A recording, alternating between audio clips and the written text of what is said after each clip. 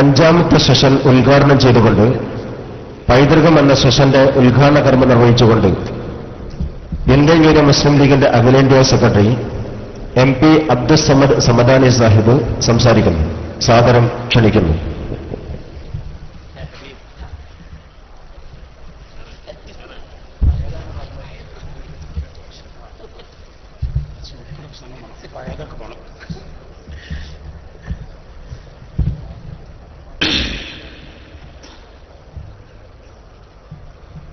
السلام عليكم ورحمة الله وبركاته. الحمد لله رب العالمين والصلاة والسلام على سيدنا ونبينا وحبيبنا محمد صلى الله عليه وآله وأصحابه وسلم رحمة للعالمين وعلى آله وصحبه أجمعين. اللهم صل على محمد وعلى آل محمد كما صليت على إبراهيم وعلى آل إبراهيم إنك حميد مجيد. اللهم بارك على محمد وعلى آل محمد كما باركت على إبراهيم وعلى آل إبراهيم في العالمين إنك حميد مجيد. أعوذ بالله من الشيطان الرجيم. بسم الله الرحمن الرحيم. ظهر الفساد في البر والبحر بما كسبت أيدي الناس. صدق الله العظيم. قال سيدنا ونبينا وحبيبنا محمد رسول الله صلى الله عليه وآله وأصحابه وسلم من تمسك بسنتي عند فساد أمتي له أجر 100 شهيد. صدق الرسول الكريم المصطفى صلى الله عليه وآله وأصحابه وسلم. ഐതിഹാസികമായിട്ടുള്ള SYSന്റെ 60ാം വാർഷിക മഹാസമ്മേളനത്തിലെ ഈ 5ാം സെഷനിൽ, വളരെ പ്രധാനപ്പെട്ട ഈ സെഷനിൽ വേദിയുടെയും സദസ്സിന്റെയും നിയന്ത്രണം അർപ്പിക്കപ്പെട്ടിട്ടുള്ള എൻ്റെ ബഹുമാന്യ സുഹൃത്ത് മൊയ്തീൻ ഫൈസി പുത്തനഴി സാഹിബ് അവറുകളെ, വേദിയിലുള്ളവരെല്ലാം വലിയ പണ്ഡിതന്മാരും SYS പ്രസ്ഥാനത്തിൻ്റെ മഹത്തുക്കളായ നേതാക്കളുമാണ്. പ്രത്യേകിച്ച് അതിൻ്റെ ജനറൽ സെക്രട്ടറിയും നമുക്കേവർക്കും ആദരണീയനും പണ്ഡിതവര്യനും നമ്മുടെ എല്ലാവരുടെയും അഭിമാനഭാജനവുമായ ഉസ്താദ് ആലിക്കുട്ടി മുസ്ലിയാർ അവർകൾ അടക്കം ഞാൻ ആരുടെയും പേരെടുത്ത് അഭിസംബോധന ചെയ്യാത്തത് ഇത്രയും സമയബന്ധിതമായ ഒരു ചടങ്ങിൽ ഓരോരുത്തരുടെയും സംസാരത്തിന്റെ സമയം വളരെ പ്രധാനമായതുകൊണ്ടും പരിധി കവിയുന്നത് ചിട്ടയൊപ്പിച്ചുള്ള ചർച്ച, പ്രബന്ധാവതരണം അതിനൊക്കെ വിഘാതമായി വരും എന്നുള്ളത് ആശങ്കപ്പെട്ടുകൊണ്ടും ഞാൻ അഭിസംബോധന ഒഴിവാക്കുകയാണ്. അല്ലായിരുന്നുവെങ്കിൽ ഈ വേദിയിലുള്ള ഓരോരുത്തരെയും പേരെടുത്ത് പറഞ്ഞ് അവരുടെ വ്യക്തിത്വവും എനിക്ക് അവരോടുള്ള ആദരവും സ്നേഹവും എല്ലാം പ്രകടിപ്പിക്കുന്ന രീതിയിൽ അതിവിടെ പരാമർശിക്കാൻ മാത്രം പ്രസ്ഥാനത്തിനും എനിക്കും വ്യക്തിപരമായി എനിക്കും വളരെ ബന്ധപ്പെട്ട ബഹുമാനപ്പെട്ട വ്യക്തിത്വങ്ങളാണ് വേദിയിലുള്ളത്. ഒരു ഗാലക്സി എന്ന് പറയാം, ഒരു വലിയ താരാപഥം, നേതൃനിരയുടെ പണ്ഡിത നിരയുടെ ഒരു താരാപഥമാണ്, നക്ഷത്രവ്യൂഹമാണ് SYSന്റെ സമ്മേളനത്തിന്റെ ഈ വേദിയിൽ നമുക്ക് കാണാൻ സാധിക്കുന്നത്. അല്ലാഹു ഇവിടെയുള്ളവരും അവിടെയുള്ളവരുമായ നമ്മെ എല്ലാവരെയും അനുഗ്രഹിക്കുമാറാകട്ടെ എന്ന് ഇവിടെ പ്രത്യേകം ഈ മഹത്തായ സദസ്സിനോടൊപ്പം പ്രാർത്ഥിക്കുന്നതിൽ കമ്പം തോന്നുകയാണ്. SYSന്റെ ഈ സമ്മേളനം അതിനിർണായകമാണ്. വളരെ പ്രധാനപ്പെട്ട ഒരു ഘട്ടത്തിൽ, സന്നിഗ്ധമായിട്ടുള്ള ഒരു സന്ദർഭത്തിൽ നടക്കുന്ന ഈ സമ്മേളനത്തിന് വർദ്ധിച്ച പ്രസക്തിയുണ്ട്. ആ പ്രസക്തി ഞാനിവിടെ പ്രത്യേകിച്ച് പറയേണ്ടതായിട്ടില്ല. ഇന്നലെ അഭിവന്ദനായ സയ്യിദ് സാദിഖ് അലി ശിഹാബ് തങ്ങൾ ഉദ്ഘാടനം ചെയ്തതു മുതൽ ഇൻഷാ അല്ലാഹ് നാളെ അഭിവന്ദനായ സയ്യിദ് ഹൈദർ അലി ശിഹാബ് തങ്ങൾ അടക്കം നേതൃത്വം കൊടുക്കുന്ന ഈ അവരൊക്കെ നാളെ സംബന്ധിക്കുന്ന സമാപന സമ്മേളനം അടക്കം നടക്കാൻ പോകുന്ന ഈ സമ്മേളനത്തിലെ ഓരോ സെഷനും വിവിധങ്ങളായ ചിന്താബന്ധുരമായ ചർച്ചകളെ കൊണ്ടും പ്രമേയാവതരണങ്ങളെ കൊണ്ടും വളരെയേറെ ശ്രദ്ധേയമായിരിക്കുകയാണ്, ശ്രദ്ധേയമാകാൻ ഇൻഷാ അല്ലാഹ് പോവുകയുമാണ്. SYSന്റെ ഈ സമ്മേളനത്തിൽ വന്ന് നിൽക്കുമ്പോൾ കുടുംബത്തിൽ അണഞ്ഞ സന്തോഷത്തോടെയും അഭിമാനത്തോടെയുമാണ് ഞാനും ഈ വേദിയിൽ വന്ന് നിൽക്കുന്നത്. അൽഹംദുലില്ലാഹി റബ്ബിൽ ആലമീൻ. പ്രത്യേകിച്ച് ഈ സമ്മേളനം, അതിൻ്റെ സംഘാടനം, അതിൻ്റെ രീതിശാസ്ത്രങ്ങൾ ഒക്കെ തന്നെ വളരെയേറെ പ്രത്യേകത പുലർത്തുന്നതാണ്. വളരെയേറെ അടുക്കും ചിട്ടയോടും കൂടി ആസൂത്രണമായി ഒരു വലിയ എത്രയോ സമ്മേളനങ്ങൾ നടത്തിയിട്ടുള്ള അനുഭവ സമ്പത്താണ് SYSനുള്ളത്, സമസ്തക്കുള്ളത്. ആ അനുഭവ സമ്പത്തിൻ്റെ, ആ പരിചയത്തിൻ്റെ, ആ അനുഭവജ്ഞാനങ്ങളുടെ എല്ലാം ഒരു രത്നച്ചുരുക്കമായ അതിൻ്റെ സത്തയായ ഉള്ളടക്കമാണ് ഈ സമ്മേളനത്തിൽ കാണുവാൻ സാധിക്കുന്നത്. ഈ സമ്മേളനവും ഇതിന് മുമ്പായി ഉസ്താദ് ആലിക്കുട്ടി മുസ്ലിയാർ അവറുകളുടെ നേതൃത്വത്തിൽ നടത്തപ്പെട്ട കേരളം മുഴുവനും പരിസരങ്ങളിലുമെല്ലാം ചുറ്റി സഞ്ചരിച്ച പ്രചാരണ പരിപാടിയുമെല്ലാം ഒരു വലിയ തരംഗമാണ് കേരളക്കരയിൽ സൃഷ്ടിച്ചിട്ടുള്ളത്. ആ തരംഗം SYSനെ സംബന്ധിച്ച്, സമസ്തയെ സംബന്ധിച്ച് വളരെ പ്രധാനപ്പെട്ട അതിൻ്റെ പുരോഗതിയുടെ ചരിത്രത്തിൽ ഒരു വലിയ നാഴികക്കല്ലാണ് ഈ സമ്മേളനവും അതിൻ്റെ പ്രവർത്തനങ്ങളും സൃഷ്ടിച്ചിട്ടുള്ളത് എന്ന കാര്യവും ഇതെല്ലാം ശ്രദ്ധിക്കുകയും ഇതിൻ്റെ കൂടെ സഞ്ചരിക്കുന്നവരിൽപ്പെട്ട ആളുകൾ എന്ന നിലയിൽ ഇതിനെയൊക്കെ തന്നെ വീക്ഷിക്കുകയും ചെയ്യുന്നവരിൽ ഒരാളെന്ന നിലയിൽ എനിക്ക് തീർച്ചയായും ഈ സമ്മേളനത്തെയും അതിൻ്റെ പ്രവർത്തനങ്ങളെയും പറ്റി പറയാൻ തോന്നുകയാണ്. സ്വാഗത പ്രസംഗത്തിൽ ബഹുമാന്യ സുഹൃത്ത് വാക്കോട് മൊയ്തീൻകുട്ടി ഫൈസി ഇവിടെ നടത്തിയ പ്രാർത്ഥനകൾ, എന്നെക്കുറിച്ച് പറഞ്ഞ, പ്രത്യേകിച്ച് എനിക്ക് വേണ്ടി നടത്തിയ ദുആകൾ, സദസ്സിന്റെ ഈ പ്രാർത്ഥന, എല്ലാറ്റിനുമുള്ള എൻ്റെ വ്യക്തിപരമായ നന്ദിയും സന്തോഷവും രേഖപ്പെടുത്തേണ്ടതും ഒരു മര്യാദ എന്ന നിലയിൽ തീർച്ചയായും ലം യഷ്കുറിന്നാസ് ലം യഷ്കുറില്ല. ഒരു നന്മ കാണുമ്പോൾ, ഒരു സ്നേഹത്തിന്റെ ഒരു പ്രകടനം കാണുമ്പോൾ അതിന് നന്ദി കാണിക്കുക എന്നുള്ളത് പരിശുദ്ധ റസൂൽ സല്ലല്ലാഹു അലൈഹി വആലിഹി വഅസ്ഹാബിഹി വസല്ലമ നമ്മെ പഠിപ്പിച്ചിട്ടുള്ള അവിടുത്തെ ചര്യകളിൽപ്പെട്ടതാണ്. ഞാൻ ഈ മഹത്തായ പ്രസ്ഥാനത്തിന്, ഈ സദസ്സിന്, ഈ സമ്മേളനത്തിന്, ഇവിടെ ഇരിക്കുന്നവരൊക്കെ എൻ്റെ ബഹുമാനപ്പെട്ട പ്രിയപ്പെട്ട വ്യക്തികൾ എന്ന നിലയിൽ അവിടെ ഇരിക്കുന്ന പ്രിയപ്പെട്ട സഹോദരങ്ങളോടും എല്ലാവരോടും നന്ദി പ്രകാശിപ്പിക്കുവാനും ഈ അവസരത്തിൽ തുനിയുകയാണ്.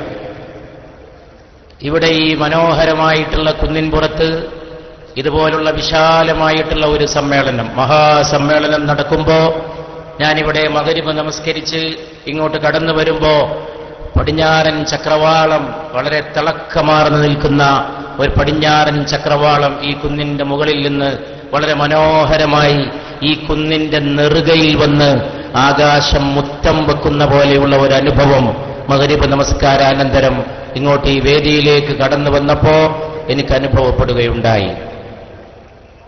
തീർച്ചയായും ഈ സമ്മേളനത്തോടെ SYS പുതിയ ഒരു ചരിത്രത്തിന്റെ ചക്രവാളത്തെ സ്പർശിക്കുന്നതിനുള്ള ശക്തിയോടുകൂടിയാണ്, അതിന് മാത്രമുള്ള വളർച്ചയാണ് ഈ മഹാപ്രസ്ഥാനം ആർജിച്ചിട്ടുള്ളത്. കേരളക്കരയിലെ വളരെ ശക്തമായ ധാർമ്മികമായ, മതപരമായ, ആത്മീയമായ ഉൾക്കാഴ്ചയുള്ള പ്രസ്ഥാനമായി SYS അങ്ങേയറ്റം വളർന്നു കഴിഞ്ഞിരിക്കുന്നുവെന്നതിൻ്റെ ഒരു സൂചന കൂടിയാണ് തീർച്ചയായും ഈ മഹാസമ്മേളനം. ഇതുപോലുള്ള സമ്മേളനങ്ങളിൽ സംബന്ധിക്കുമ്പോൾ നമ്മൾ അറിയാതെ തന്നെ കഴിഞ്ഞുപോയ ഒരുപാട് സമ്മേളനങ്ങളെ ഓർത്തു പോവുക സ്വാഭാവികമാണ്. ഞാനും അത്തരം പല സ്മരണകളോടുകൂടിയാണ് ഇവിടെ നിൽക്കുന്നത്. പക്ഷേ അതൊക്കെ നീട്ടിപ്പരത്തി പറയാൻ സമയപരിമിതി കൊണ്ട് ഞാൻ ഉദ്ദേശിക്കുന്നില്ല. അതിവിടെ സംഗതമാണെങ്കിലും ഞാനതിന് മുതിരുന്നില്ല. എത്രയെത്രയോ സമ്മേളനങ്ങൾ, ആ സമ്മേളനങ്ങളിലെ നമ്മുടെയൊക്കെ സാന്നിധ്യങ്ങൾ, ആ സമ്മേളനങ്ങളിൽ പലപ്പോഴും പാതിരാവുകളിൽ വരെ അവസാനത്തെ പ്രസംഗകനായി ഇരുന്ന എൻ്റെ ജീവിതത്തിലും എനിക്ക് മറക്കാൻ കഴിയാത്ത തിരുനാവായ ഭാരതപ്പുഴയിലെ കുത്തുബുസ്സമാൻ നഗറിലെ എന്റെ അന്നത്തെ 2 മണിക്കൂർ പ്രസംഗത്തോടെയാണ് അന്നത്തെ സമ്മേളനം അവസാനിച്ചത് എന്ന് ഞാൻ ഓർക്കുന്നു. അതുപോലെ ഇവിടെ സ്വാഗത പ്രസംഗത്തിൽ സൂചിപ്പിച്ച എത്രയെത്രയോ മഹാസമ്മേളനങ്ങൾ, ആ സമ്മേളനങ്ങളുടെ ഓർമ്മകൾ ഇവിടെ ഒരുപക്ഷേ ഇന്ന് വൈകുന്നേരം ഞാൻ നേരത്തെ സൂചിപ്പിച്ച പോലെ അത്തരമൊരു ഓർമ്മകളിലൂടെ സഞ്ചരിച്ചുകൊണ്ടാണ് ഞാൻ ഇവിടെ വന്നിട്ടുള്ളത്. ഒരു പ്രഭാഷണം ചെയ്യുക എന്നതൊന്നും എന്നെ സംബന്ധിച്ച് ഇവിടെ ഇത്ര പ്രധാനപ്പെട്ട കാര്യമാണ് എന്നെനിക്ക് തോന്നുന്നില്ല. കാരണം ഇവിടെ ധാരാളം പ്രഭാഷണങ്ങൾ നടക്കുന്നൊരു സദസ്സാണ്. ഞാൻ ആ ഓർമ്മകളുടെ ഒരു തോണിയിലേറിയാണ് ഇങ്ങോട്ട് കടന്നു വന്നിട്ടുള്ളത്. ഇവിടെ സമ്മേളനം നടക്കുമ്പോൾ ഇവിടുത്തെ സമ്മേളനത്തിന്റെ വേദി ഒരു കപ്പലിന്റെ മാതൃകയിലാണ് എന്ന് ഞാൻ മനസ്സിലാക്കിയിട്ടുണ്ട്. ഒരുപക്ഷേ ഓർമ്മകളുടെ കപ്പലിലേറിക്കൊണ്ട് കഴിഞ്ഞുപോയ കാലഘട്ടത്തിന്റെ കടൽ തിരമാലകളിലൂടെയാണ് ഞാൻ ഈ സമ്മേളനത്തിലേക്ക് അള്ളാഹുവിന്റെ അനുഗ്രഹത്താൽ വന്നിട്ടുള്ളത്. ഓർമ്മകളുടെ ഒരു വേലിയേറ്റം തന്നെ എന്റെ മനസ്സിലുണ്ട്. ആ ചരിത്രത്തിലേക്ക് കടന്നു പോകുമ്പോൾ ഒരുപക്ഷേ ഇന്ന് വൈകുന്നേരത്തെ ഈ ഇളങ്കാറ്റ്, ആ ഇളങ്കാറ്റ് കൊണ്ടുവരുന്നത് അങ്ങനെയുള്ള കുറെ ഓർമ്മകളാണ്. ആ ഓർമ്മകൾ നമ്മളെ സംബന്ധിച്ചിടത്തോളം വളരെ വളരെ പ്രധാനപ്പെട്ടതാണ്. സ്മരണകൾ പ്രധാനമാണ്. സ്മരണകളുടെ അടിത്തറയിലാണ് ഇതുപോലുള്ള പ്രസ്ഥാനങ്ങളെ നമ്മൾ കെട്ടിപ്പൊക്കുന്നതും അതിനെ പുരോഗതിയിലേക്ക്, കൂടുതൽ പുരോഗതിയിലേക്ക്, വർദ്ധിച്ച പുരോഗതിയിലേക്ക് നമ്മൾ കൊണ്ടുപോകുന്നുമെന്നുള്ളത് ചരിത്രത്തിന്റെ ഏറ്റവും വലിയ ഒരു പരമാർത്ഥമാണ്, ചരിത്രത്തിന്റെ ഏറ്റവും വലിയ ഒരു പാഠവുമാണ്. ആ ഓർമ്മയിലേക്ക് സ്വാഭാവികമായിട്ട് നമ്മൾ കടന്നു പോകുമ്പോൾ ഇന്ന് വൈകുന്നേരത്തെ ഞാൻ നേരത്തെ സൂചിപ്പിച്ച പോലെ മഗ്‌രിബ് നമസ്കാരം കഴിഞ്ഞ് വേദിയിലേക്ക് കടന്നു വരുമ്പോ ആ ആകാശം കണ്ടപ്പോ അതുപോലെ സുന്ദരമായ ഒരു ഇളങ്കാറ്റ് തഴുകി തലോടി വന്നത് ഞാൻ ഇവിടെ പ്രത്യേകം അനുഭവപ്പെട്ടത് ഓർക്കുകയാണ്. ആ ഇളങ്കാറ്റ് കൊണ്ടുവരുന്നത് കഴിഞ്ഞുപോയ കാലത്തിന്റെ ചരിത്രങ്ങളാണ്, മഹത്തായ ഓർമ്മകളാണ്. ആ ഓർമ്മകളിലേക്ക് കടന്നു പോകുമ്പോൾ ആ ഭൂതകാലത്തിന്റെ, ഗതകാലത്തിന്റെ ചരിത്രത്തിലേക്ക് നമ്മൾ സഞ്ചരിച്ചു പോകുമ്പോൾ നമ്മുടെ മനസ്സിലേക്ക് കടന്നു വരുന്ന നക്ഷത്ര സമാനമായ, ഞാൻ നേരത്തെ സൂചിപ്പിച്ച പ്രഭ തൂകി നിൽക്കുന്ന കഴിഞ്ഞ കാലത്തെ നേതാക്കളുണ്ട്, പണ്ഡിതന്മാരുണ്ട്. സമ്മേളനങ്ങൾ എന്ന് പറയുമ്പോൾ അവരെക്കുറിച്ചുള്ള ഓർമ്മകളാണ്. കണ്ണിയത്ത് ഉസ്താദിന്റെ പ്രാർത്ഥനകൾ, ശംസുൽ ഉലമയുടെ പ്രസംഗങ്ങൾ, കോട്ടുമല ഉസ്താദിന്റെ, KK ഹസരത്തിന്റെ, KV ഉസ്താദിന്റെ, KT മാനു മുസ്ലിയാരുടെ, നാട്ടിക മൂസ മൗലവിയുടെ, ഇവരുടെയൊക്കെ പറഞ്ഞാൽ ഒരുപാട് പറയാൻ ഉള്ള നേതാക്കന്മാരുടെ ആ പരമ്പര ദീർഘിച്ച പരമ്പരയാണ്. പക്ഷേ എനിക്ക് ഉണ്ടായ ആ കാലഘട്ടത്തിലുണ്ടായ ഒരവസരം അവരോടൊക്കെ വളരെ അടുത്ത് ഇടപഴകാനും അവരോടൊപ്പം സഞ്ചരിക്കാനും അതങ്ങനെ ഒരു കാലഘട്ടമായിരുന്നു. പൊതുവെ ശംസുൽ ഉലമയെക്കുറിച്ചൊക്കെ പറയാ, അത്രയേറെ ആളുകൾ അടുക്കാൻ അത്ര ധൈര്യം കാണിക്കാത്ത, അടുക്കുമ്പോ ഒരു പേടിയോ ബഹുമാനമോ ഒക്കെ തോന്നുന്ന വലിയ വഖാറുള്ള പണ്ഡിതനായിരുന്നു ശംസുൽ ഉലമ. പാണ്ഡിത്യം കൊണ്ടും ആകാരം കൊണ്ടും പെരുമാറ്റം കൊണ്ടുമെല്ലാം ഒരു വലിയ ഗൗരവം, ഒരു വലിയ ബഹുമാനം ഒരു സദസ്സിലേക്ക് കടന്നു വരികയാണെങ്കിലോ അല്ലാത്തപ്പോഴോ ഒക്കെ തോന്നുമായിരുന്നു. പക്ഷെ എന്റെ അനുഭവം ശംസുൽ ഉലമയോടൊപ്പം യാത്ര ചെയ്ത് കൂടെ ഇരുത്തി, കാറിൽ സീറ്റിൽ തൊട്ടടുത്തിരുത്തി എത്രയെത്ര സമ്മേളനങ്ങളാണ്, എത്രയെത്ര രാത്രികളാണ്. ഒരിക്കലും ജീവിതത്തിൽ മറക്കാൻ കഴിയാത്ത അത്തരം ഓർമ്മകൾ ഒരു പക്ഷേ ഒരു കാലഘട്ടത്തിന്റെ വലിയ നിധിയാണ് എന്നുള്ളതും ഞാൻ ഈ അവസരത്തിൽ പ്രത്യേകം ഓർക്കുകയാണ്. അവരുടെയൊക്കെ ഒരു നേതൃത്വം എന്ന് പറയുന്നത്, അവരൊക്കെ ഒരു കാലഘട്ടത്തിലെ ഏറ്റവും വലിയ ദൗത്യം നിർവഹിച്ച മഹത്തുക്കളാണ്. ആ ദൗത്യം വളരെ പ്രസക്തമായ ഒരു ദൗത്യമാണ്. അവരുടെ നേതൃത്വം എന്ന് പറയുന്നത് ധന്യമായ നേതൃത്വമാണ്. കാരണം അവർ പാണ്ഡിത്യമുള്ളവരും വിശുദ്ധിയോടുകൂടി ജീവിച്ചവരും ആ വിശുദ്ധിയോടുകൂടി സമുദായത്തിന് നേതൃത്വം നൽകിയവരുമാണ് എന്ന് അവരുടെ ജീവിത പാഠം അറിയുന്ന നമുക്കെല്ലാവർക്കും അറിയുന്ന കാര്യമാണ്. കണ്ണിയത്ത് ഉസ്താദിന്റെ കൂടെ ഈ വടക്കൻ ഭാഗങ്ങളിലേക്കൊക്കെ പരിപാടികളിലൊക്കെ പങ്കെടുക്കാൻ വരുമ്പോൾ അദീർഘമായ ദുആകൾ, അതിവിടെ മാത്രമല്ല, വേറെ സമ്മേളനങ്ങളിലാണെങ്കിൽ, ജാമിയ സമ്മേളനത്തിലാണെങ്കിൽ, അല്ലെങ്കിൽ എന്നെ കാണുമ്പോൾ കണ്ണിയത്ത് ഉസ്താദ് ഒരു സമദ് എന്ന പേരിങ്ങനെ സമദാനിയുൻ, അത് നസ്ബിന്റെയാ എന്ന് കണ്ണിയത്ത് ഉസ്താദ് പറയാറുണ്ടായിരുന്നത് ഞാൻ ഈ അവസരത്തിൽ ഓർക്കുകയാണ്. ഓരോ അക്ഷരം മൊഴിയുമ്പോൾ പോലും വളരെ സൂക്ഷ്മത പുലർത്തിയ, ഓരോ അക്ഷരം സംസാരിക്കുമ്പോഴും ഓരോ പ്രവർത്തനം ചെയ്യുമ്പോഴും അത്ര വലിയ സൂക്ഷ്മത പുലർത്തിയ സൂക്ഷ്മാലുക്കളായ പണ്ഡിത നായകന്മാരാണ് ഈ പ്രസ്ഥാനത്തിന് നേതൃത്വം കൊടുക്കുകയുണ്ടായത്. അത് ചരിത്രത്തിലെ ഒരു വലിയ നിധിയാണ്. അതൊരു വലിയ പൈതൃകമാണ്. അവരുടെ നേതൃത്വം എന്ന് പറയുന്നത് വലിയ ഒരു പാരമ്പര്യമാണ്. ആ പാരമ്പര്യം എന്ന് പറയുമ്പോൾ അത് പുതിയ തലമുറക്ക് ഓർക്കാനുള്ളതാണ്, അത് പകർത്താനുള്ളതാണ്. വെള്ളിമാട് കുന്നിലെ ശംസുല്ലമ്മയുടെ വീട്ടിലേക്ക് ആദ്യമൊക്കെ പോകുമ്പോൾ, ഞങ്ങളൊക്കെ പോകുമ്പോൾ അവിടെ വാഹനം പോലും ഇല്ലാത്ത കാലഘട്ടമാണ്.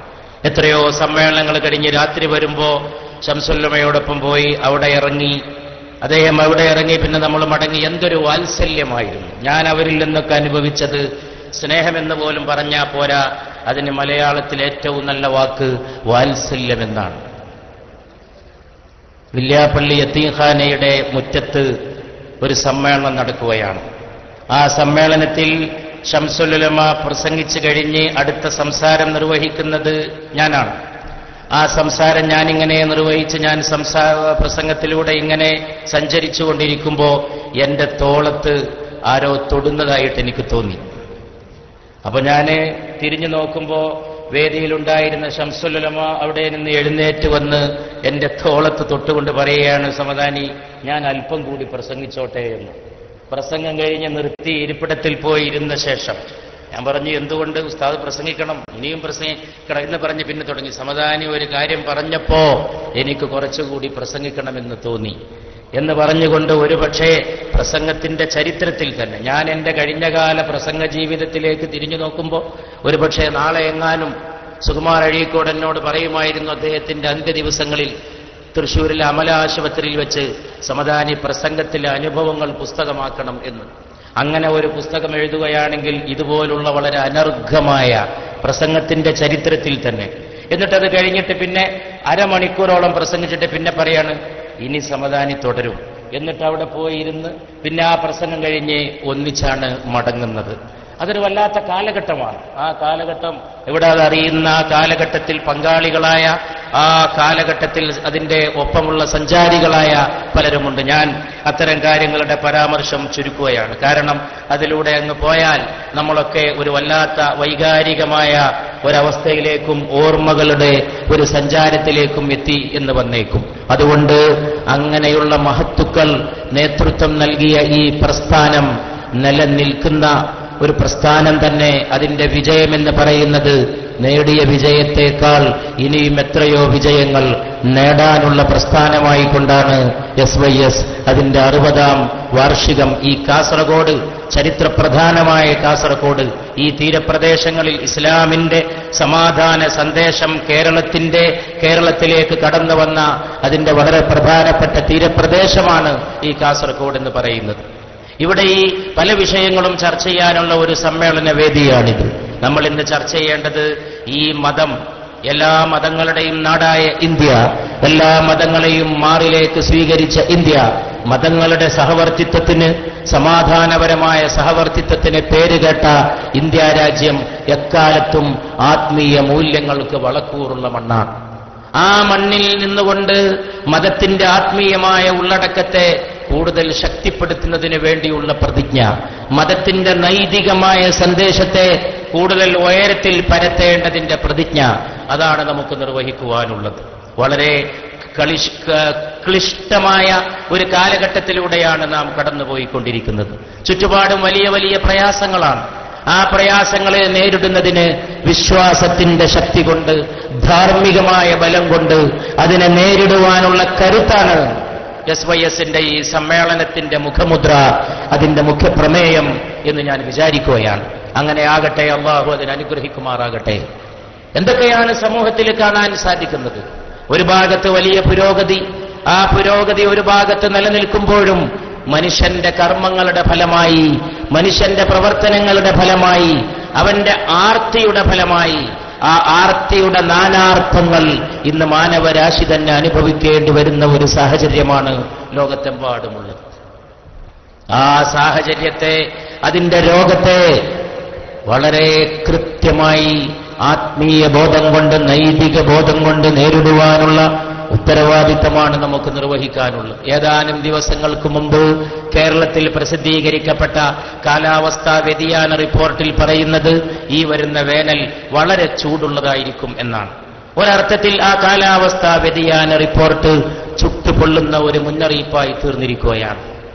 ഒരു ഭാഗത്ത് കാലാവസ്ഥയുടെ പ്രകൃതിയുടെ ഭാഗത്ത് നിന്നുള്ള ദുരന്തങ്ങൾ, മറുഭാഗത്ത് സമൂഹത്തിലെ അവശരായ ആളുകൾ അനുഭവിക്കുന്ന ഒട്ടേറെ പ്രയാസങ്ങൾ, കുഞ്ഞുങ്ങൾ അനുഭവിക്കുന്ന കെടുതികൾ, മാതാപിതാക്കൾ വൃദ്ധരാണെങ്കിൽ അവർ അനുഭവിക്കുന്ന പ്രയാസങ്ങൾ, കുടുംബ ബന്ധങ്ങളിൽ വരുന്ന ശൈഥില്യം, അധാർമികതയുടെ ആധിക്യം, അന്ധകാര നിബിഡമായിട്ടുള്ള ഈ ചുറ്റുപാടിൽ വിളക്ക് വെക്കേണ്ട ഉത്തരവാദിത്തമാണ് നമുക്ക് നിർവഹിക്കാനുള്ളത്. പാരമ്പര്യം കാത്തു സൂക്ഷിക്കുമ്പോ ഈ പാരമ്പര്യം, ധാർമ്മികമായ പാരമ്പര്യം, മാനവരാശിയുടെ പൈതൃകം എന്ന് പറയുന്നത് അതിന്റെ ധാർമ്മികമായ പൈതൃകമാണ്. ആ മാനവരാശിയുടെ പൈതൃകത്തിന്റെ ധാർമ്മികമായ ഉള്ളടക്കത്തിന് വലിയ വെല്ലുവിളികളാണ് ഇന്ന് ഉണ്ടായിക്കൊണ്ടിരിക്കുന്നത്.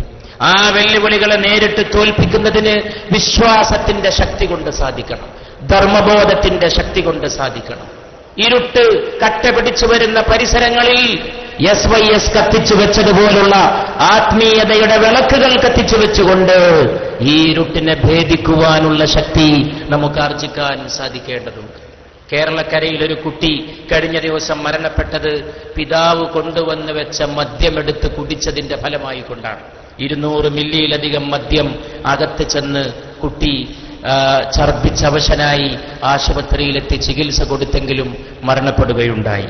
മകളെ കൊന്നിട്ടാണ് ഒരു മാതാവും പിതാവും കഴിഞ്ഞ ദിവസം ആത്മഹത്യ ചെയ്തത്. കുറ്റകൃത്യങ്ങൾ പെരുകി വരികയാണ്. മനുഷ്യന് ഭക്തിയില്ല, ദൈവഭയമില്ല, ഒരു പരലോക ചിന്തയുമില്ല, തന്റെ കർമ്മങ്ങളുടെ ഫലത്തെക്കുറിച്ച് ബോധമില്ല. മൃഗീയമെന്ന് പറയാൻ കഴിയാത്ത പൈശാചികമെന്ന് പറയേണ്ട ഒരവസ്ഥയിലേക്ക് മനുഷ്യൻ അധപ്പതിച്ചു പോയിരിക്കുന്നു. ഈ പോക്ക് എവിടെ ചെന്നവസാനിക്കും? ഭൗതികമായ പുരോഗതി മാത്രം മതിയോ? ആകാശം മുട്ടുന്ന കെട്ടിടങ്ങൾ മതിയോ? കോൺക്രീറ്റ് മന്ദിരങ്ങൾ മതിയോ? ഈ ചുറ്റുപാടും കാണുന്ന വർണ്ണപ്പൊലിമ മതിയോ എന്നുള്ളതാണ് ചിന്തിക്കേണ്ടത്. ചുറ്റുവട്ടത്ത് കാണുന്ന വർണ്ണപ്പൊലിമയുടെ അകത്ത് തമോഗർത്തങ്ങളാണ്, ഇരുണ്ട ഗുഹകളാണ്. ആ ഗുഹകൾ മനുഷ്യ മനസ്സിലും സമൂഹത്തിന്റെ അന്തർഭാഗങ്ങളിലും വലിയ വെല്ലുവിളികളും വലിയ പ്രയാസങ്ങളും സൃഷ്ടിച്ചുകൊണ്ടിരിക്കുന്നു. പരിശുദ്ധ ഖുർആൻ വളരെ വ്യക്തമായിട്ടതാണ് സൂചിപ്പിച്ചത്. ലഹറൽ ഫസാദു ഫിൽ ബർരി വൽ ബഹ്രി ബിമാ കസബത് ഐദിൻ നാസ്. മനുഷ്യകരങ്ങൾ പ്രവർത്തിച്ചതിന്റെ ഫലമായിട്ട് കരയിലും കടലിലും കുഴപ്പം പ്രത്യക്ഷപ്പെട്ടു പോയി. കടലിലും എന്ന് ഖുർആൻ പറഞ്ഞു. ഒരുപക്ഷെ ചിന്തിക്കുമ്പോൾ അത്ഭുതം തോന്നിയേക്കും, കടലിൽ എന്ത് കുഴപ്പമാണ് മനുഷ്യനുണ്ടാക്കിയത്?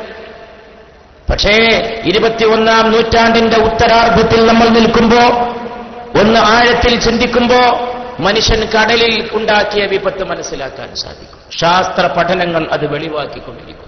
മാലിന്യങ്ങൾ കൊണ്ടുപോയി ടൺ കണക്കിന് മാലിന്യങ്ങൾ കടലിൽ തള്ളിയിട്ട് നഗരങ്ങളിൽ നിന്ന് ഒഴുക്കുന്ന മലിനജലങ്ങൾ മാത്രമല്ല, കണക്കറ്റ മാലിന്യങ്ങൾ കൊണ്ടുപോയി തള്ളിയിട്ട് കടലിന് അല്ലാഹു ഉപ്പിന്റെ രസം കൊടുത്തു. കടലിലെ വെള്ളത്തിന് ഉപ്പിന്റെ ഒരു പ്രത്യേകത, ഏത് മാലിന്യത്തെയും അത് നശിപ്പിക്കും എന്നുള്ളതാണ്. മത്സ്യമോ മറ്റോ ചത്തൊടുങ്ങിയാൽ കടൽ വെള്ളത്തിന് മാലിന്യം പറ്റാതെ കാത്തു സൂക്ഷിക്കുന്നത് അതിന്റെ ഉപ്പ് രസമാണ്, അതിന്റെ ലവണരസമാണ്. എന്നിട്ട് പോലും ഇത്ര വലിയ ഉപ്പ് കൊടുത്ത് പരിരക്ഷിക്കപ്പെട്ട വെള്ളത്തിൽ മനുഷ്യൻ കൊണ്ടുപോയി മാലിന്യം ചേർത്തതിന്റെ ഫലമായി പവിഴപ്പുറ്റുകളിൽ വന്ന് മുട്ടയിടുന്ന മത്സ്യക്കൂട്ടങ്ങൾ പോലും ചത്തൊടുങ്ങുന്നതായിട്ടാണ് റിപ്പോർട്ടുകൾ കാണുന്നത്.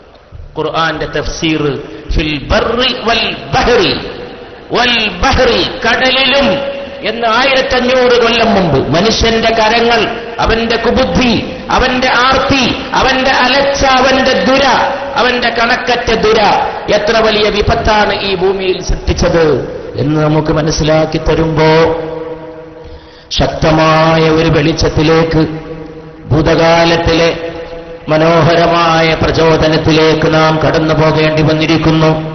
സെഹറു ഹോ ചുകീ ഹെ സിതാരോം ഗയേ ഹെ, സെഹറു ഹോ ചുകീ ഹെ സിതാരോം ഗയേ ഹെ, ശബേ ഗം കിയേ ഭീ സഹാരെ ഗയേ ഹെ, सहर हो चुकी है പാതിരാത്രി കഴിഞ്ഞ് രാത്രിയുടെ അന്ത്യയാമത്തോട് നാം അടുത്ത് കഴിഞ്ഞിരിക്കുകയാണ്. നക്ഷത്രങ്ങളൊന്നൊന്നായിട്ട് അസ്തമിച്ചു പോവുകയാണ്. അതാണ് നമ്മൾ ഇന്ന് അനുഭവിക്കുന്ന വലിയ ദുരന്തം. നമുക്ക് വെളിച്ചം നൽകിയിരുന്ന ഓരോ നക്ഷത്രങ്ങളും മാഞ്ഞു പോകുമ്പോ വെറും പണമാണ്, സമ്പത്താണ് എല്ലാം എന്ന ഒരവസ്ഥയിലേക്ക് മനുഷ്യൻ അധപ്പതിക്കുമ്പോ, പണമുണ്ടെങ്കിൽ മതി, ധർമ്മബോധം വേണമെന്നില്ല, ധാർമ്മിക ബോധം വേണമെന്നില്ല, നീതിബോധം വേണമെന്നില്ല. ഈ കേരളക്കരയിൽ കുടുംബങ്ങൾക്കകത്ത് വെച്ചാണ് കുഞ്ഞുങ്ങൾ പീഡിപ്പിക്കപ്പെടുന്നത്. മലയാളക്കരയിൽ ഒരു പെൺകുട്ടി മാനം കാക്കാൻ സ്വന്തം വീട്ടിൽ പോലും പാതിരാത്രി വിളക്ക് വെക്കേണ്ടി വന്നിരിക്കുന്നു. സ്വന്തം രക്തബന്ധുക്കളിൽ നിന്ന് രക്ഷ നേടാൻ, രക്തബന്ധുക്കളിൽ നിന്ന് രക്ഷ നേടാനായി പാതിരാത്രി വിളക്ക് കത്തിച്ച് സ്വന്തം മാനത്തിന് കാവൽ നിൽക്കേണ്ടവളായി നമ്മുടെ പെൺകുടി മാറിപ്പോയിരിക്കുന്നു.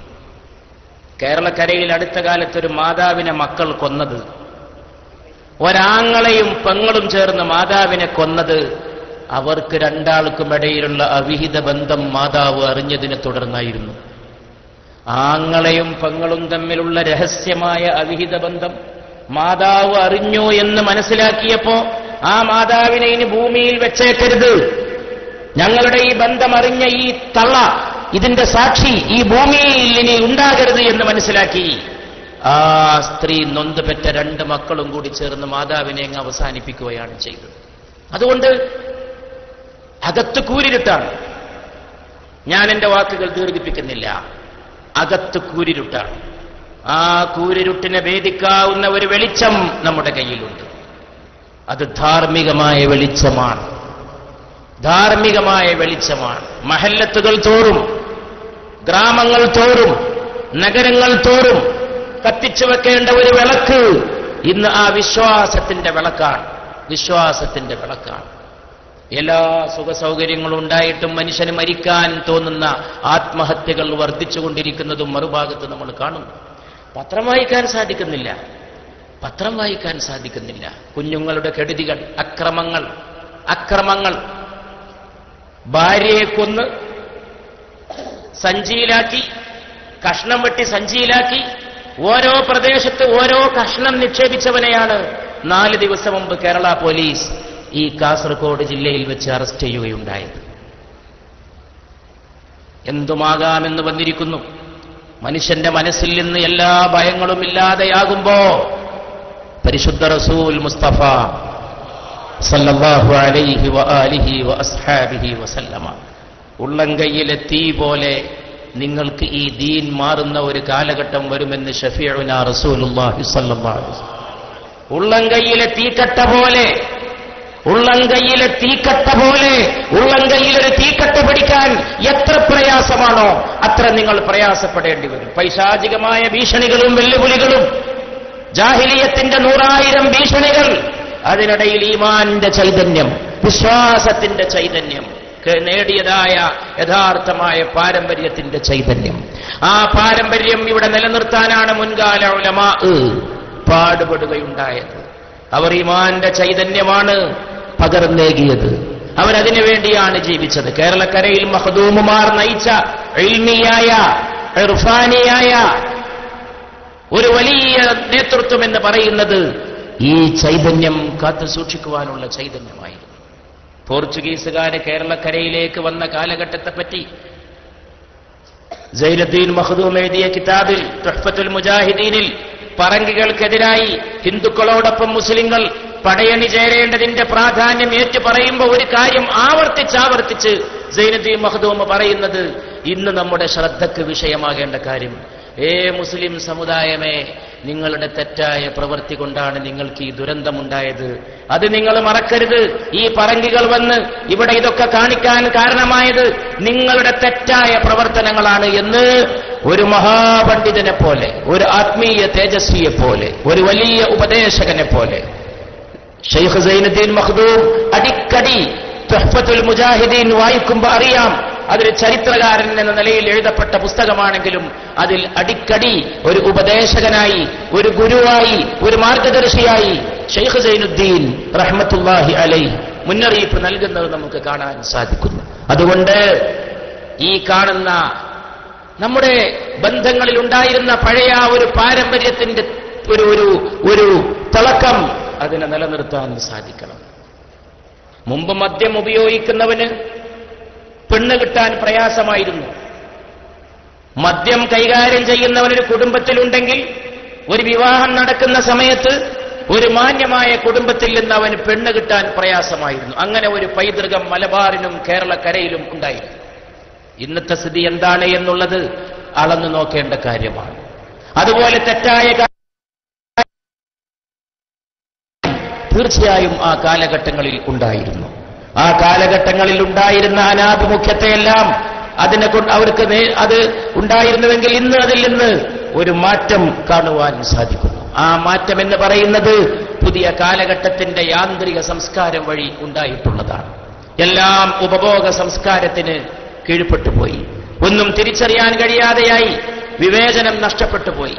ഇന്നത്തെ വിദ്യാഭ്യാസമാകട്ടെ അതിന്റെ നൈതികമായ ഉള്ളടക്കം അതിന് നഷ്ടപ്പെട്ടു പോയപ്പോ പിതാവാര്, മാതാവാര്, മക്കളാര്, ആങ്ങളയാര്, പെങ്ങളാര്, അയൽവാസിയാര് എന്ന് തിരിച്ചറിയാൻ കഴിയാത്ത ഒരവസ്ഥ വന്നുപോയി. അതുകൊണ്ട് വെളിച്ചത്തിലേക്കുള്ള തിരിച്ചുപോക്ക് മാത്രമാണ് ഏറ്റവും മുമ്പിലുള്ള രക്ഷാമാർഗം എന്ന് പറയുന്നത്.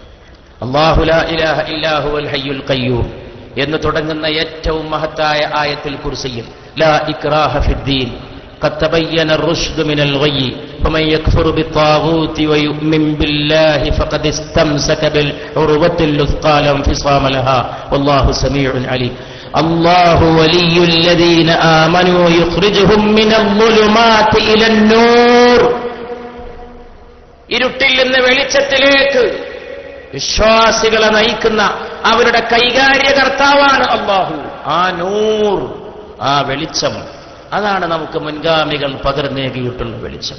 ഖുർആന്റെ ഏറ്റവും പ്രധാനപ്പെട്ട വിഷയമാണ് വെളിച്ചം, വെളിച്ചം, വെളിച്ചം, വെളിച്ചം എന്ന് പറയുന്നത്.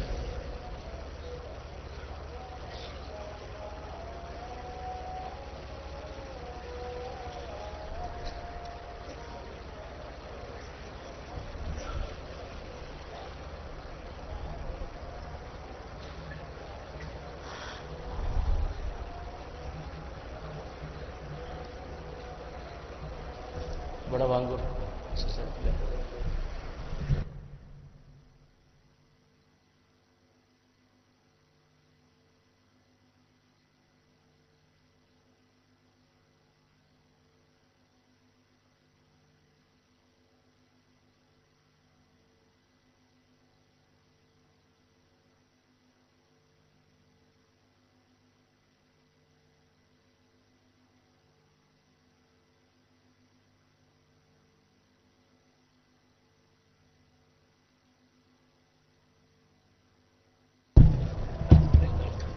അല്ലാഹു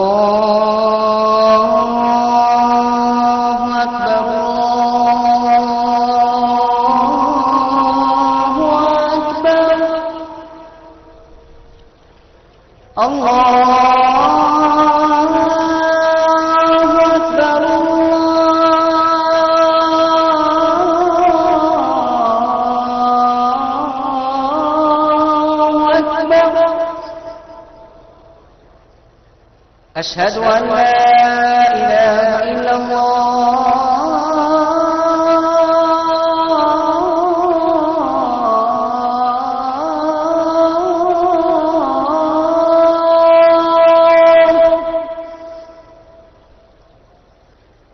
أشهد أن لا إله إلا الله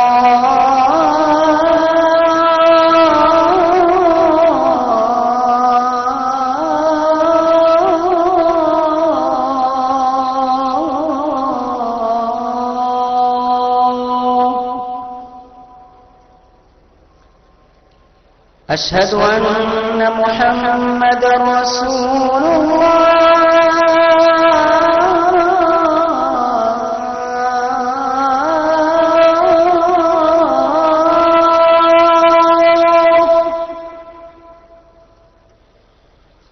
أشهد أن محمدا رسول الله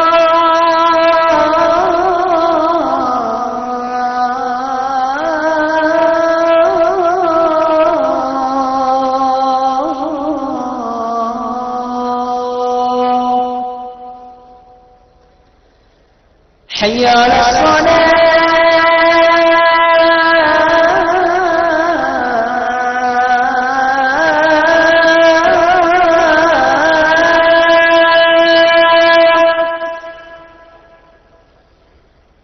حي على الصلاة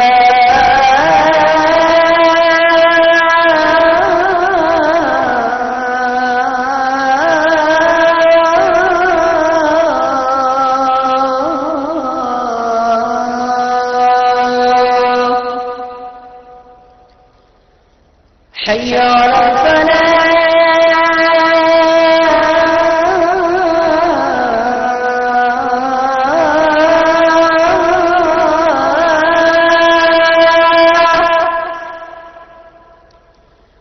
حي على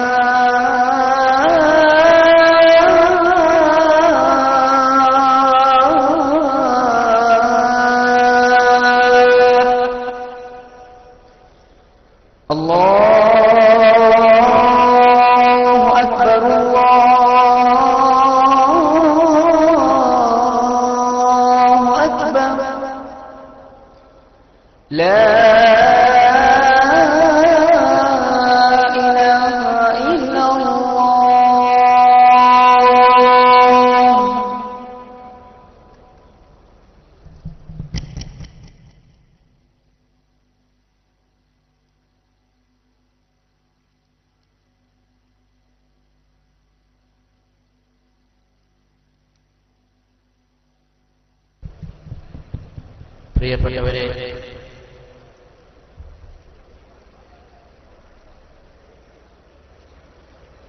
എൻ്റെ പ്രിയപ്പെട്ട സുഹൃത്തും സഹപ്രവർത്തകനുമായ നമ്മുടെ അബ്ദുനാസ് ഫൈസി കൂടത്തായി അവരോട് ഞാൻ അങ്ങോട്ട് ചോദിച്ചിരുന്നു, സമയത്തിനൊരു നിർണയം വേണ്ടേ എന്ന്.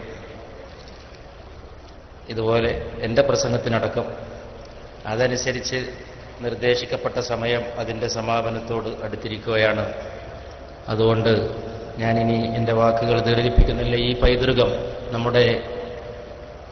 നമുക്ക് പകർന്നു കിട്ടിയ പൈതൃകം അത് കാത്തു സൂക്ഷിക്കുന്നതിന് തീർച്ചയായും നമുക്ക് വലിയ കടമ നിർവഹിക്കുവാനുണ്ട്.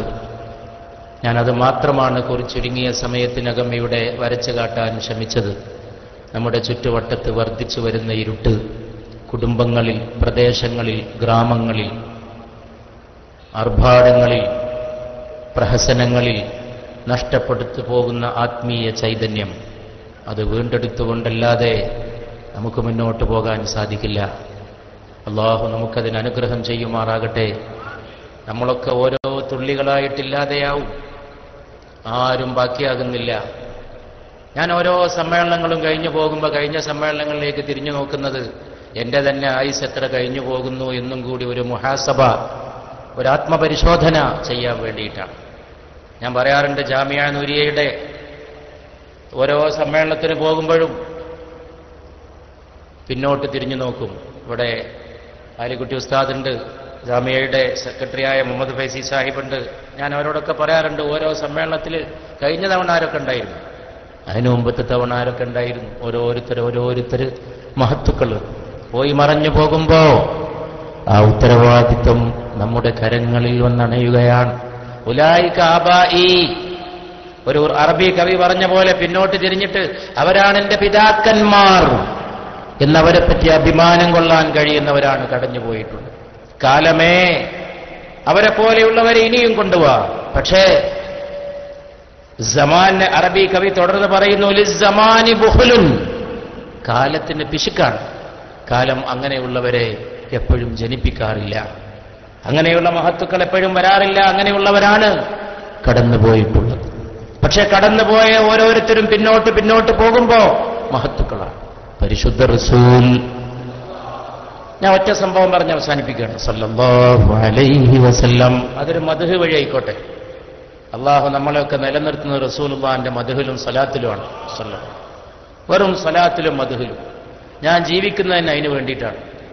ഇവിടെ എൻ്റെ ബഹുമാന്യ സുഹൃത്ത് സ്വാഗത പ്രസംഗത്തിലൊക്കെ പറഞ്ഞു, എവിടെ ഏത് സദസ്സിൽ ആര് സംഘടിപ്പിക്കുന്നാവട്ടെ, എവിടെയാകട്ടെ, പരിശുദ്ധ റസൂൽ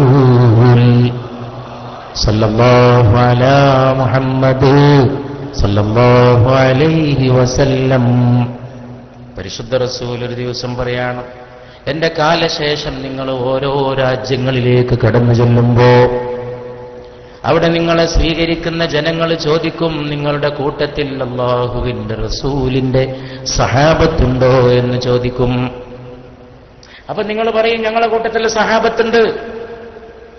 അപ്പൊ അവർ ആ സഹാബത്തിനെ കാണാൻ ആകാംക്ഷയോടെ കാത്തു നിൽക്കും. നിങ്ങൾ വിവിധ രാജ്യങ്ങളിലേക്ക് ദീനിന്റെ ദഅവത്തുമായിട്ട് ചെല്ലുമ്പോ കുറച്ചു കാലം കഴിയുമ്പോ പിന്നെയും നിങ്ങൾ ഓരോ രാജ്യങ്ങളിലേക്ക് പരന്ന് ചെല്ലുമ്പോ, വ്യാപിക്കുമ്പോ അവിടുത്തെ ജനങ്ങൾ ചോദിക്കും, നിങ്ങളുടെ കൂട്ടത്തിൽ മുഹമ്മദുർ റസൂലുള്ളാന്റെ സഹാബത്തുണ്ടോ എന്ന് ചോദിക്കും സല്ലല്ലാഹു അലൈഹി വസല്ലം. അപ്പൊ നിങ്ങൾക്ക് മറുപടി പറയാൻ കഴിയില്ല.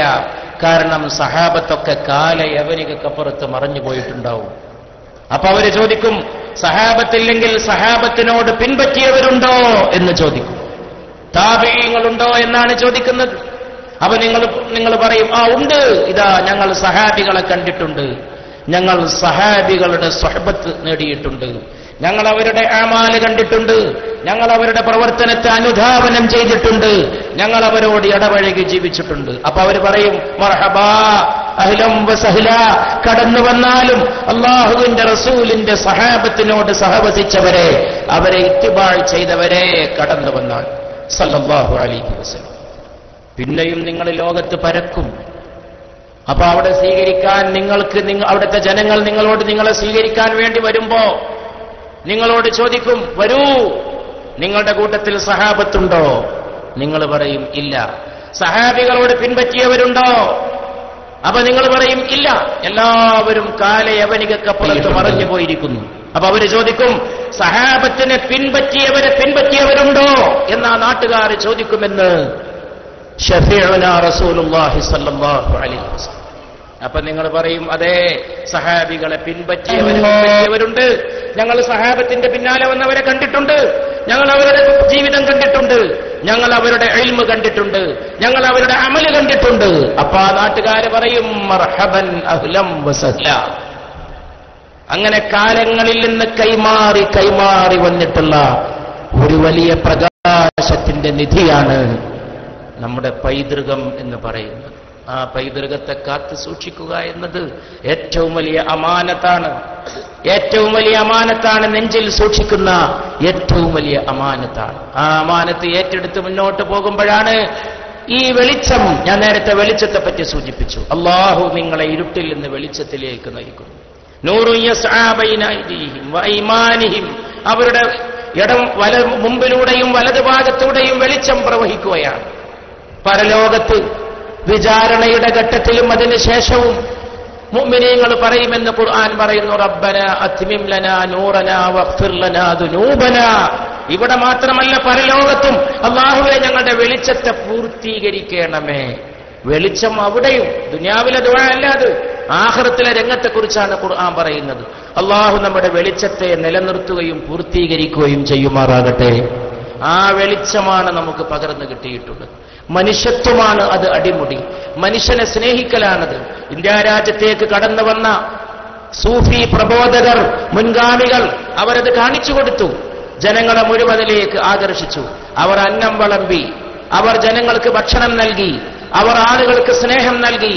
അവർ മനുഷ്യത്വത്തിന്റെ പ്രതിനിധികളും അതിന്റെ സ്ഥാനപതികളും അതിന്റെ പ്രതീകങ്ങളുമായി. അങ്ങനെ ഇന്ത്യയുടെ മതേതരത്വത്തിൽ, ഇന്ത്യയുടെ മാനവികതയിൽ, ഇന്ത്യയുടെ സഹിഷ്ണുതയിൽ, ഇന്ത്യയുടെ സാംസ്കാരിക സഹവർത്തിത്വത്തിൽ, ഇന്ത്യയുടെ ദേശീയോത്ഗ്രഥനത്തിൽ ഈ പൈതൃകം ഏറ്റവും പ്രധാനപ്പെട്ട ഒരു പങ്ക് വഹിച്ചു. മതം കൊണ്ട്, സംസ്കാരം കൊണ്ട് മാത്രമല്ല, ഭാഷ കൊണ്ട് പോലും ഒരു വലിയ പൈതൃകം ഉണ്ടാക്കിയെടുക്കാൻ സാധിച്ചു. മലയാള ഭാഷയിലേക്ക് കടന്നാൽ ആയിരക്കണക്കിന് അറബി വാക്കുകളാണ് ഉച്ചരിച്ച് തീർക്കുന്നത്. അതൊക്കെ ആ പൈതൃകത്തിന്റെ ഏറ്റവും വിലപ്പെട്ട സ്വാധീന മുദ്രകളായി ഇന്നും നിലനിൽക്കുന്നു. സംസ്കാരത്തിൽ, ജീവിത രീതികളിൽ, അത് മാത്രമല്ല ധാർമ്മികമായ അവബോധത്തിൽ. ഇന്ന് ആ ധാർമ്മികമായ അവബോധത്തിന് വേണ്ടി എല്ലാ മതങ്ങളിലെയും സമുദായങ്ങളിലെയും ജനങ്ങൾ ഒറ്റക്കെട്ടായി മനുഷ്യത്വത്തിന്റെ സുരക്ഷയ്ക്ക് വേണ്ടി, നൈതികതയുടെ സുരക്ഷയ്ക്ക് വേണ്ടി, ധാർമ്മികതയുടെ സുരക്ഷയ്ക്ക് വേണ്ടി ഒറ്റക്കെട്ടായി മാറേണ്ടി വന്നിരിക്കുന്നു. അള്ളാഹു അതിന് നമ്മെ അനുഗ്രഹിക്കുമാറാകട്ടെ. ഈ 5ാം സെഷൻ വേദിയിലുള്ള പണ്ഡിതന്മാരുടെയും സദസ്സിലുണ്ട് പണ്ഡിതന്മാർ, സദസ്സിലും ധാരാളം. SYS എന്ന് പറഞ്ഞാൽ അത് പണ്ഡിതന്മാരുടെയും സംഘടനയാണ്, ഉലമാഇന്റെയും ഉമറാഇന്റെയും സംഘടനയാണ്. സമസ്തയുടെ ഒരു രീതി എന്ന് പറയുന്നത് ഇതിനെ യോജിപ്പിക്കുന്ന ഒരു രീതിയാണ്, അതിനെ സമഞ്ജസമായി സമ്മേളിപ്പിക്കുന്ന ഒരു രീതിയാണ്. യുവജന വിദ്യാർത്ഥികൾക്ക് വേണ്ടി SKSSF-നെ പോലുള്ള ശക്തമായ ഒരു സംഘടന വേറെയും പ്രവർത്തിക്കുന്നു. എല്ലാം കൂടിച്ചേർന്നുകൊണ്ട് നമ്മുടെ ചുറ്റുവട്ടത്ത് ഞാൻ നേരത്തെ സൂചിപ്പിച്ച പോലുള്ള മാർഗഭ്രംശങ്ങൾ നേരിടുന്നതിന് വേണ്ടി ഒന്നിച്ച് പ്രവർത്തിക്കേണ്ടതുണ്ട്, പ്രയത്നിക്കേണ്ടതുണ്ട്. അള്ളാഹു നമുക്ക് അതിനുള്ള എല്ലാ തൗഫീഖും പ്രദാനം ചെയ്യുമാറാകട്ടെ.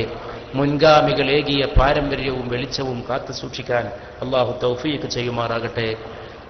ബിസ്മില്ലാഹിർ റഹ്മാനിർ റഹീം എന്ന എക്കാലത്തെയും എന്ത് കാര്യവും എന്ത് പുണ്യവും എന്ത് നന്മയും തുടങ്ങാവുന്ന ഏറ്റവും പുണ്യം നിറഞ്ഞ വാക്കുകൊണ്ട് നിങ്ങളുടെ എല്ലാവരുടെയും അനുമതിയോടെ, ഉസ്താദുമാരുടെ അനുമതിയോടെ, ഉസ്താദ് അലിക്കുട്ടി മുസ്ലിയാർ പോലുള്ള SYS-ന്റെ ജനറൽ സെക്രട്ടറി അടക്കമുള്ള പണ്ഡിതന്മാരുടെ സമ്മതത്തോടെ ഇതിന്റെ ഉദ്ഘാടനം നിർവഹിച്ചതായി അറിയിച്ച് എൻ്റെ വാക്കുകൾ അവസാനിപ്പിക്കുന്നു.